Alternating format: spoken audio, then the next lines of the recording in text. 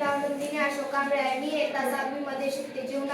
माझा विषय जीवनातील आई वडिलांचे स्थान. शाळेचे नाव जिल्हा परिषद उच्च प्राथमिक शाळा गेवराई.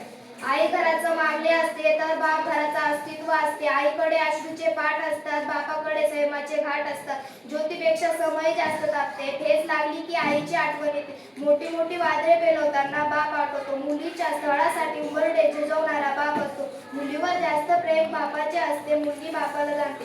आपल्या जन्मानंतर आपल्याशी जोडली जाणारी दोन सर्वात घट्ट नाती म्हणजे आई बाबा. सोतचे डोळे मिटवेपर्यंत जे प्रेम करते तिला आई म्हणतात. डोळ्यात प्रेम न दाखवता जो प्रेम करतो त्याला बाबा म्हणतात. आई बाबा या दोन शब्दात आपलं सारं विश्व सामावलेलं आहे. असं म्हणतात की जी रोजच्या जेवणाची चिंता करते ती आई, आणि जो आपल्या आयुष्यभराची जेवणाची काळजी करतो तो बाप. आपल्यावर निस्वार्थ प्रेम करणारे व आपल्यासाठी कष्ट सहन करणारे असतात ते आई बाबा. आपण जीवनात यशस्वी व्हावे यासाठी ते आपल्यावर चांगले संस्कार करतात व योग्य ती शिकवण देत असतात. आई बाबा विषयी लिहायला शब्द ही अपुरे पडतात. कोणीतरी असे म्हटले आहे की आपण आपले कातडे जोडे करून दे. जरी ते आई बाबाच्या पायात घातले तरी त्यांचे ऋण फिटणार नाहीत, एवढे त्याचे आपल्यावर अनंत उपकार आहेत. आई बाबा म्हणजे आपल्या आयुष्याचे दोन मजबूत स्तंभ.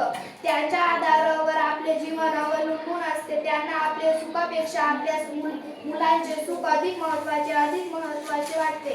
पण हल्ली अनेक तरुणांना आई वडिलांच्या उपकाराचे विसर पडलेली दिसते. देशात वृद्धाश्रमाची संख्या झपाट्याने वाढत आहे. ज्यांनी आपल्या बालवयात व तरुणपणात आपल्यासाठी असंख्य खस्ता खाल्ल्या त्यांनी म्हातारपणी जगणे ही आपली कर्तव्य आहे. प्रत्येक जण स्वतःच्या आई बाबावर प्रेम करते. पालक हे आपल्यासाठी जीवनातील पहिले शिक्षक आहेत. ज्याचे पालक असतात त्यांना कोणाची मदतीची आवश्यकता नसते. इतरांपेक्षा पालकाचे प्रेम महत्त्वाचे आहे. मोठे होत असताना एक गोष्ट नेहमी लक्षात ठेवा, आई बाबाकडे दुर्लक्ष तर होत नाही ना असते, आणि त्याचा प्रकाश परिवाराला मिळावा म्हणून ज्योतीचे चटके सहन करणारा दिवा असतात ते आपले आई बाबा.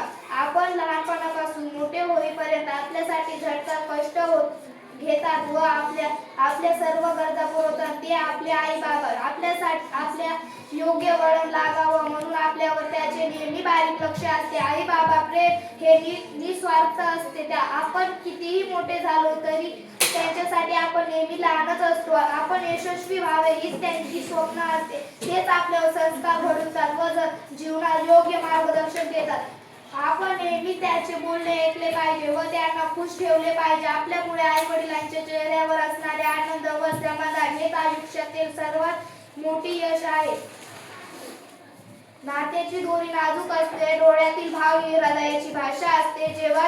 जेव्हा विचारतो भक्ती व प्रेमाचा अर्थ तेव्हा एक बोट आईकडे व दुसरे बोट बाबाकडे असते. 7 जन्माची काही द्यायचे असेल ना देवा तर हेच आई वडील दे मला, ज्यांनी आजपर्यंत काहीच कमी पडू दिले नाही मला.